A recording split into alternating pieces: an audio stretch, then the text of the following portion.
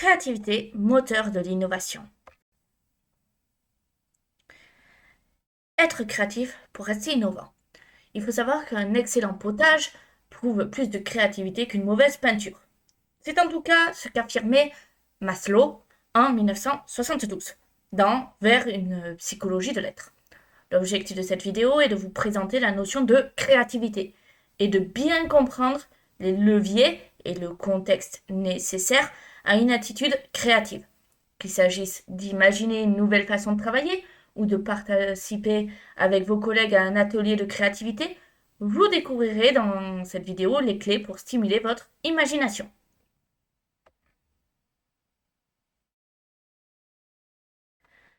Définition de la créativité.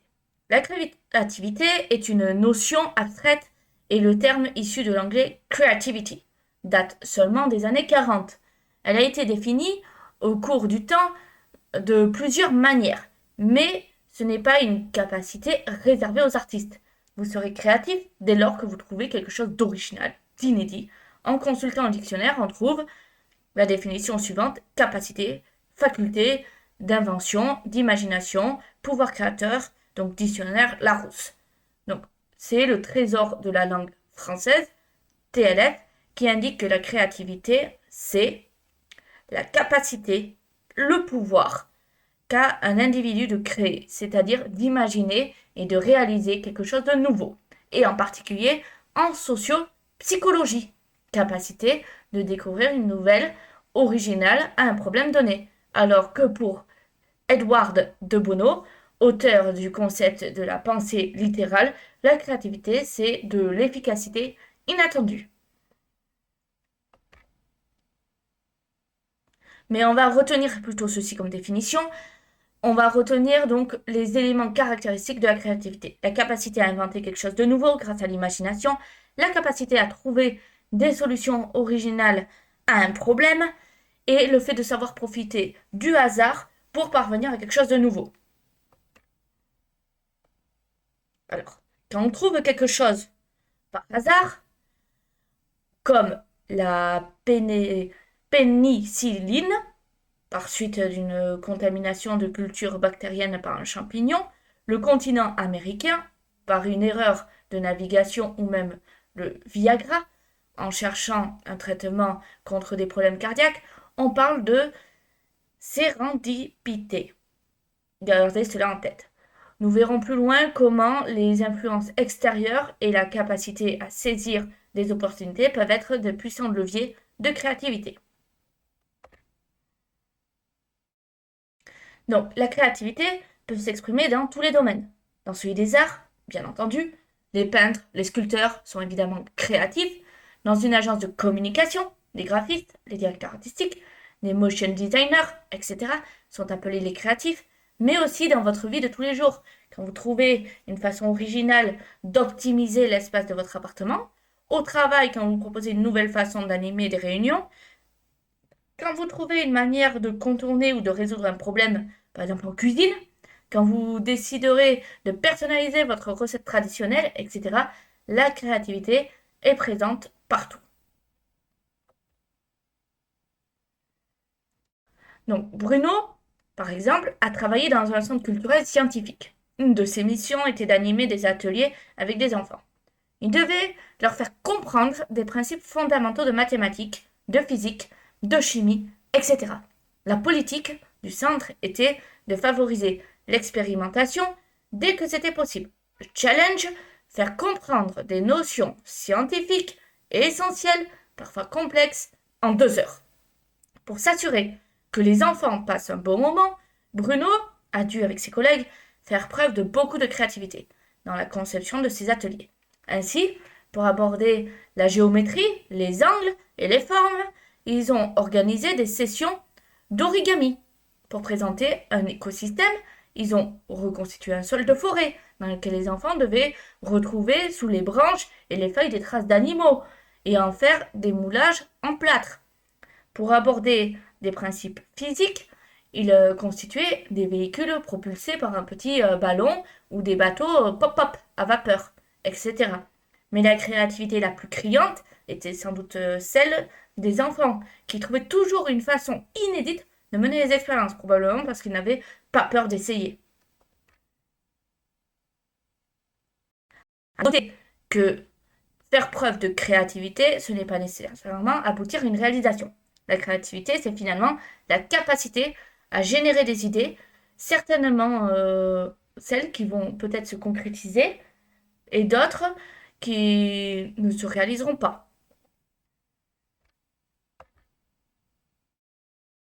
Le bon état d'esprit, lever les freins face au changement. On va partir de ce constat. On déteste ce changement. Une fois un mode de fonctionnement supposé efficace trouvé, il est très compliqué d'en changer. Par ailleurs, changer, c'est aller vers l'inconnu, et ce n'est jamais confortable.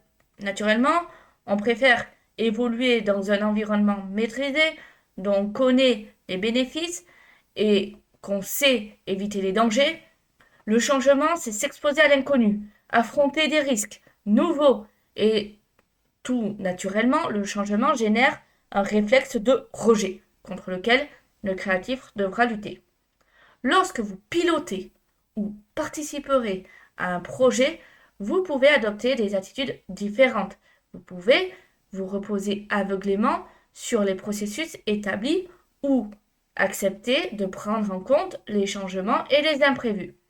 En restant strictement dans votre périmètre d'action et évitant soigneusement de sortir de votre rôle, en respectant le processus établi à la lettre, vous prendrez le minimum de risques. Vous aurez fait votre job, mais ne vous exposerez à aucune réprimande puisque cela vous aurait réalisé exactement ce qu'on attendait de vous. Et puis, de toute façon, on a toujours fait comme ça. On va prendre l'exemple d'Arthur, qui est un développeur en agence digitale, bénéficiait donc d'une expérience importante sur une technologie web qu'il maîtrisait sur le bout des doigts. Alors que l'agence devait faire face à une plus grande activité et à la croissance de ses équipes, la direction a choisi de changer les méthodes de projet et de commencer à travailler différemment pour améliorer la qualité de ses réalisations et la satisfaction des clients. Ce changement impliquait des modifications importantes dans l'organisation et notamment le fait de présenter une production très régulière afin de tester la réalisation en situation réelle et de recueillir les retours clients au fur et à mesure du développement. La direction pensait pouvoir s'appuyer sur l'expertise d'Arthur et son ancienneté pour accompagner la transition et les nouveaux développeurs.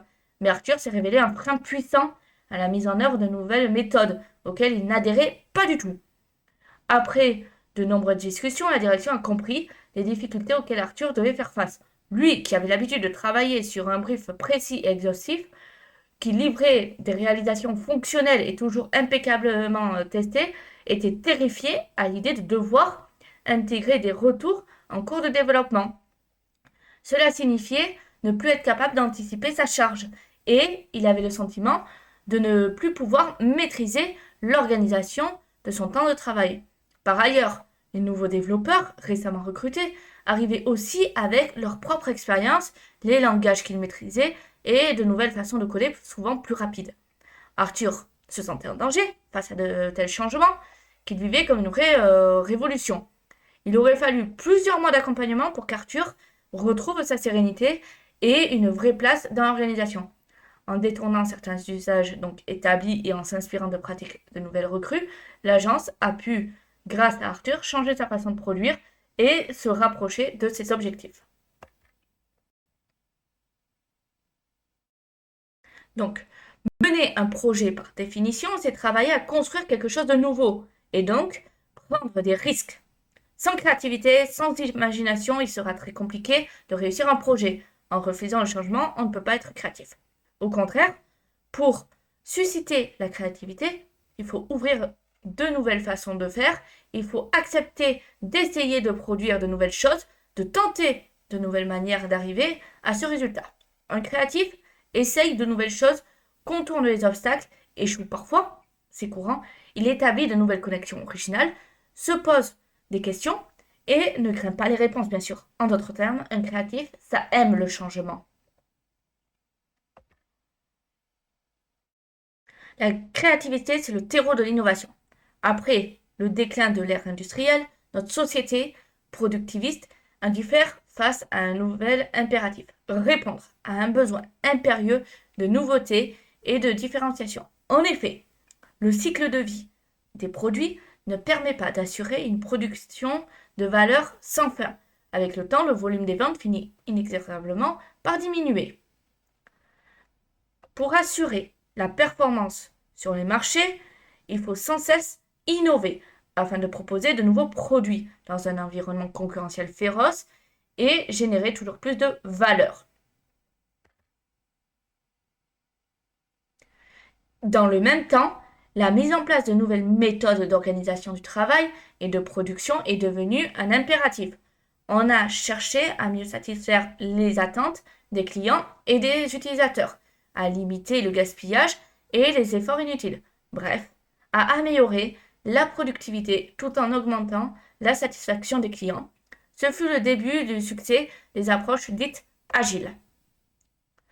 Le mode projet s'est répandu dans toutes les entreprises. Avec l'approche projet et en s'appuyant sur l'agilité par nature adaptée à la prise en compte des changements, on a inclus la possibilité d'innover au cœur des organisations. Et la créativité est devenue un atout essentiel pour tous les collaborateurs d'une entreprise. Pour innover, il faut savoir être créatif. Mais la créativité seule ne permet pas nécessairement d'aboutir à une innovation. Par exemple, Frankie Zapata, champion de jet ski, a traversé la Manche avec son flyboard hair. Pour en arriver là, il lui aura fallu une sacrée dose de créativité. Autodidacte, cette personne est un intuitif, nourri par son expérience de pilote. Il a eu des centaines d'idées pour atteindre son objectif de devenir un homme volant. Certaines sont devenues des prototypes, d'autres l'ont conduit à des blessures importantes. Mais il a persévéré. Le flyboard jet pack aquatique a été créé en 2009 et donne lieu à une Coupe du Monde depuis 2012. Le flyboard air, qui lui fonctionne avec des micro-turbines à gaz, est présenté en 2016. Le 14 juillet 2019, sur les Champs-Élysées, il est présenté comme une innovation technologique militaire majeure. Il travaille aujourd'hui sur une voiture volante. C'est la créativité qui permet de produire des idées. Certaines idées pourront conduire à des inventions et ces inventions mèneront parfois à des grandes innovations. De même, face à une découverte impromptue, c'est la créativité qui permettra de faire des connexions. Une simple découverte ne sera pas exploitable si on n'imagine pas quoi en faire. Pour faire court, sans créativité, pas d'innovation. Maintenant, on va voir la bonne recette pour créer en passant par le processus créatif. Le développement des sciences cognitives démontre que tout ce que nous imaginons dans notre esprit peut se résumer par une problématique relativement simple. Comment je fais pour partir d'une situation A et arriver à une situation B? Nous utilisons souvent cette démarche même pour résoudre des problèmes très complexes, sans toujours connaître le moyen d'arriver à une solution. Cette capacité à trouver le moyen, c'est le processus créatif. Emmanuelle Voll, chercheuse neurologue, explique que de nombreux facteurs influencent notre créativité. Les émotions positives sont essentielles, tout comme notre propre motivation à atteindre un objectif. Repensez à Frankie Zapata. Elle indique qu'un environnement adapté est capable d'influencer notre pouvoir créatif. La chercheuse précise que le temps est essentiel. L'analyse, la recherche est une phase de décantation. Son importance pour développer une attitude créative.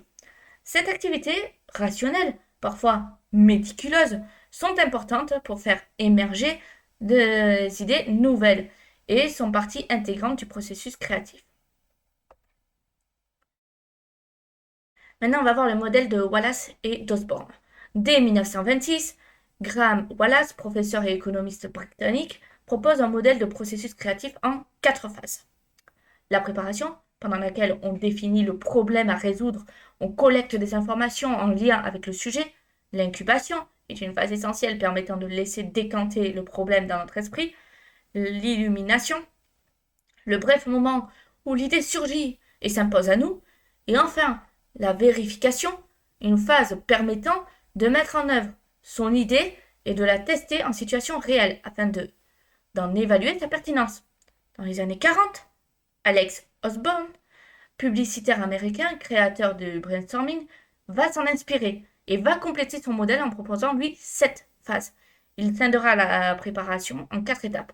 L'orientation, pour définir le problème à résoudre, la préparation, qui en fait une phase de collecte de données, l'analyse, pour identifier des liens entre les données collectées, l'idéation, centrée autour du brainstorming. Il conserve la phase d'incubation, une pause volontaire dans la réflexion permettant à l'idée de vagabonder. Il identifie ensuite une étape de synthèse, correspondant en fait à la réalisation de l'idée, avant sa vérification à proprement parler.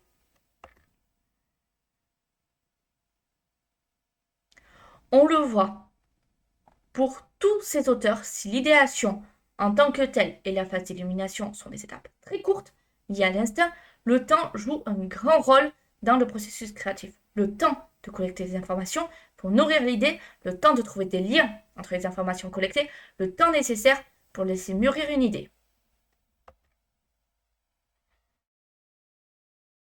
Maintenant, on va voir comment créer les conditions de la créativité et il ne faut pas partir d'une feuille blanche. On ne crée que rarement à partir de rien. On a besoin d'informations de base à traiter, de référentiels. Il faut partir d'éléments qu'on maîtrise ou au moins qu'on connaît. Une des premières actions pourrait être de se demander comment améliorer une idée qu'on a déjà, une façon de procéder qui est bien établie. Tout ce qu'on imagine, on le fait à partir d'un univers qui est connu en fait.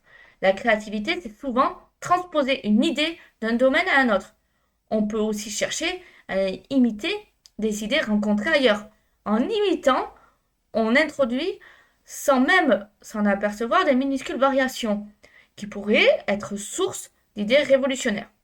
Cherchez à appliquer une idée venue d'ailleurs, même si vous ne savez pas comment vous y prendre. Il ne faut pas hésiter non plus à faire et refaire. Il faut prendre le temps de bien assimiler son idée dans toutes ses variantes et dans toutes ses potentialités. On va essayer de l'appliquer plusieurs fois. À chaque tentative, on va tenter de mettre en œuvre des modes d'application légèrement différents, mais il ne faut pas hésiter.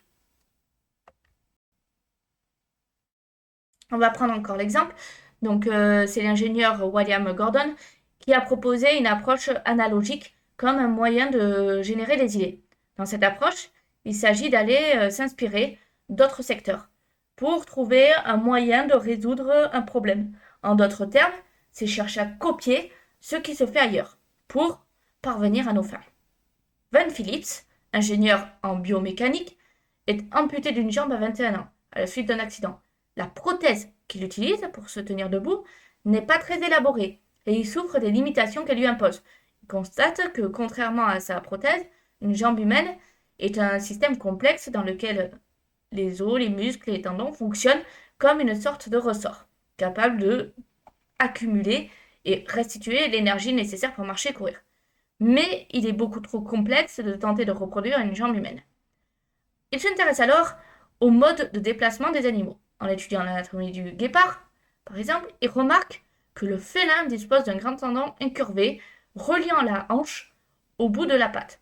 Il va abandonner l'idée de reconstituer une jambe humaine et va chercher à imiter le tendon du guépard. Il va imaginer une lame métallique incurvée, aujourd'hui en fibre de carbone, qui sera capable de se déformer à chaque impact et de libérer l'énergie accumulée pour reprendre sa forme initiale.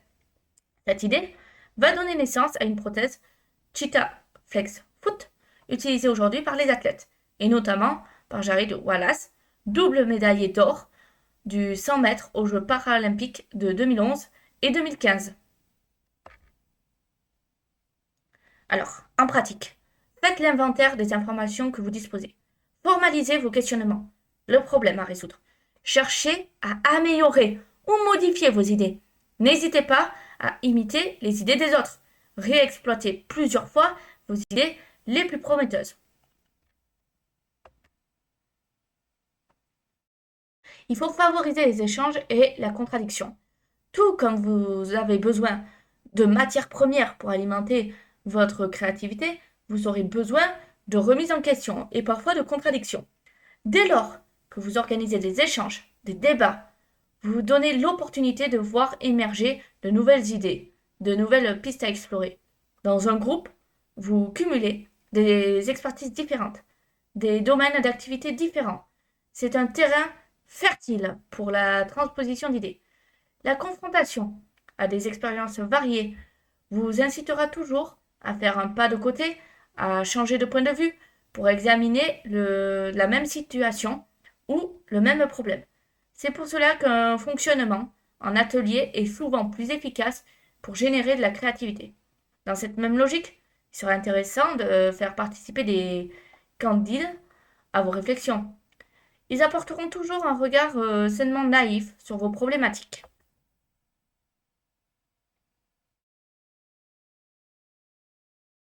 Exemple. Donc pour mettre au point un système de mise en relation entre les utilisateurs et les professionnels, comme il en existe beaucoup aujourd'hui, une grande entreprise qui gère des annuaires de PME décide de concevoir une nouvelle application mobile. Dès le départ de ses travaux, elle a pris en compte quelques exemples existants qu'elle a cherché à adapter et améliorer. Ainsi, elle proposait dans son concept initial, des annuaires, des fiches représentant les professionnels, un système d'évaluation de leurs prestations, etc. Elle tenait une application très complète, riche. La direction comme les équipes de conception étaient très satisfaits du résultat et s'apprêtaient à tester le prototype en atelier. Pour cet atelier, l'équipe de conception invitait 3 potentiels utilisateurs, ainsi que des collaborateurs de la société appartenant à d'autres services. La sélection des utilisateurs avait été faite par la direction. Parmi eux se trouvait Jane, une dame d'un certain âge, qui n'avait jamais utilisé un smartphone et ne possédait même pas d'ordinateur. Au début de l'atelier, l'équipe de conception s'est résignée à faire avec ce qui lui paraissait comme une erreur de casting. Jane n'avait pas sa langue dans sa poche et ce fut exceptionnellement profitable pour le projet. Pour elle, prototype en main, je n'ai pas besoin de 50 informations pour trouver un plombier, mais celui-ci, il a une tête de voyou. L'équipe a finalement simplifié les profils et mis les tarifs moyens en avant. Le remplacement des photos de professionnels par des visuels stylisés aura largement simplifié les process d'inscription. L'équipe de conception a par ailleurs simplifié les modes de navigation et réduit le nombre de fonctionnalités proposées d'après les remarques de Jane et des autres testeurs. L'équipe était tellement familière de ce type d'interface qu'il lui aura fallu les interventions des candides pour l'aider à revenir à l'essentiel et proposer de nouveaux modes d'interaction différents de ces modèles de départ.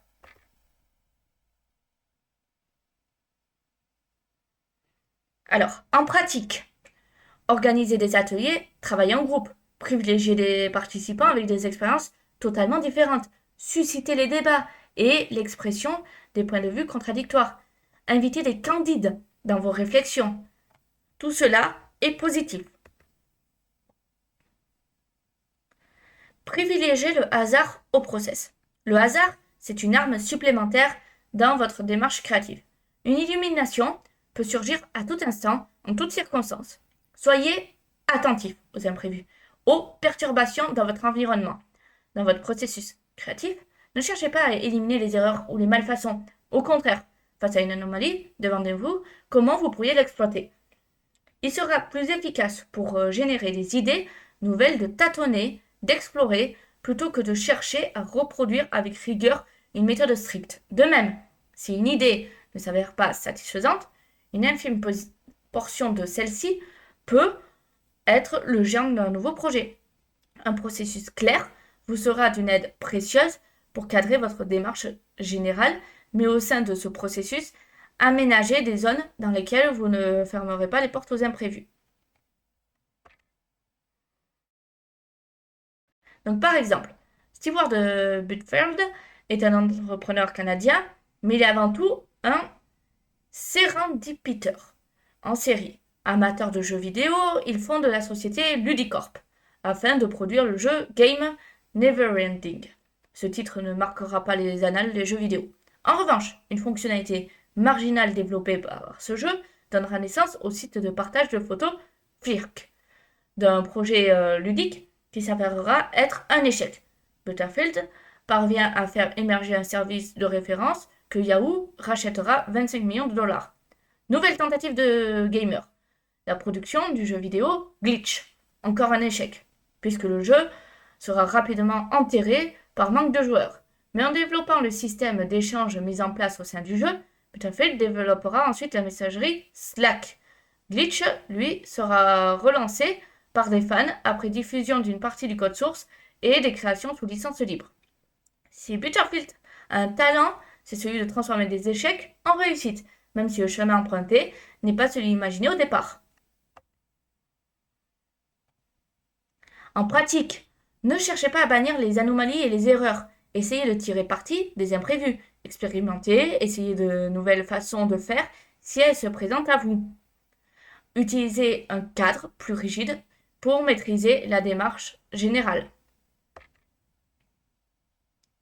Il faut trouver un lieu adapté à la créativité. Si vous cherchez à mettre en pratique les conseils précédents, donnez-vous toutes les chances en investissant un lieu plus propice à la créativité qu'une salle de réunion neutre, froide.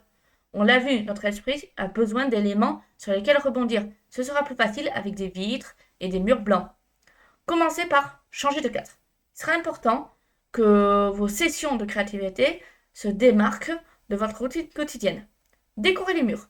Utilisez des photos, des visuels issus de magazines, des œuvres d'art, etc. Ne cherchez pas l'harmonie et l'élégance épurée, mais privilégiez l'abondance et la variété. En laissant vagabonder votre regard, perdu dans vos pensées, vous pourriez bien remarquer un détail qui sera catalyseur de votre plus grande idée. Pour décupler le pouvoir de votre espace créatif, n'hésitez pas à changer régulièrement cette décoration. Et comme les expériences diverses seront toujours plus riches, ne limitez pas cette mission de décoration aux seuls créatifs. Tous les métiers seront invités à apporter leur propre touche de décoration. Dans votre espace, autorisez l'expression créative. Oubliez les PPT, PowerPoint. Mettez à disposition des surfaces libres d'expression, des tableaux blancs ou noirs au mur, des gadgets, des briques de construction, des feuilles, crayons de couleur, etc. On doit pouvoir penser différemment, parfois en faisant autre chose. Faites-le pour vous, déjà lorsque vous griffonnez sur une feuille pendant une réunion. Considérez ce lieu comme un laboratoire au sens strict, c'est-à-dire un endroit où toutes les expériences seront les bienvenues. Entre ces lieux, toutes les propositions, toutes les tentatives seront autorisées. Elles peuvent évidemment ne pas être couronnées de succès. Chaque expérience manquera plus ou moins d'espace. Il y a quelques années, en agence de communication, on peut laisser accrocher au mur des propositions créatives qui finalement sont abandonnées. Alors qu'on était en train de chercher une idée, par exemple, notre client, pour cette piste qui a été écartée, a servi de base pour une nouvelle stratégie. C'est le physicien Niel Gershelfield, professeur au MIT, qui proposera le principe du Fab Lab, littéralement Fabrication Laboratory. Plus d'une centaine de grandes entreprises ont depuis repris le concept et proposent des Fab Labs en leur sein. Ces lieux offrent la possibilité à tous d'expérimenter, de concrétiser leurs idées, qu'ils en aient les compétences par leur formation ou qu'ils soient strictement autodidactes. Le lieu en lui-même se veut générateur de créativité et d'innovation. La fabrication automobile Renault a créé la communauté Renault Creative People, constituée de membres des services R&D du groupe, de consultants extérieurs et surtout ouvert à tous les collaborateurs du groupe. Cette communauté s'appuie sur un lieu dédié à Guyancourt. Le lieu est équipé de quantité d'outils créatifs comme des briques, Lego, d'imprimantes 3D, des découpeuses laser, etc. Le principe, donner l'occasion de pouvoir confronter des idées à la réalité. D'une salle de 60 mètres à un vaste espace de plus de 200 mètres, le lieu sert aujourd'hui de laboratoire expérimental, évidemment, mais également d'un point de rencontre pour faire émerger de nouvelles idées, puisque même lors des sessions de créativité avec les clients de la marque. Alors en pratique, trouver un lieu propice à la créativité, véritable laboratoire, il doit permettre toutes les expérimentations. Le matériel mis à disposition doit permettre de former des expressions alternatives. Ce lieu doit changer régulièrement et être ouvert à tous. Bien entendu, il ne vous sera pas toujours possible de créer votre propre laboratoire créatif dans votre entreprise. À minima, lorsque vous avez besoin de créer, trouvez et investissez un nouveau lieu, différent de votre espace de travail habituel. Un café tranquille, un parc, votre appartement, celui d'un ami, etc. Ou même une salle de réunion que vous pourrez décorer et agencer le temps nécessaire. Pour l'expression, investissez dans quelques feuilles de tableau qui se collent partout. Conservez une boîte de feutre et quelques post-it de couleur sous la main. Vous trouverez aussi dans le commerce des kits de créativité vous proposant des visuels, des éléments de construction, etc. Peu importe le moyen, pour être créatif, introduisez des ruptures dans votre quotidien. N'ayez pas peur d'expérimenter des choses qui vous paraissent insensées sur le moment et autorisez-vous de temps en temps à ne pas être productif.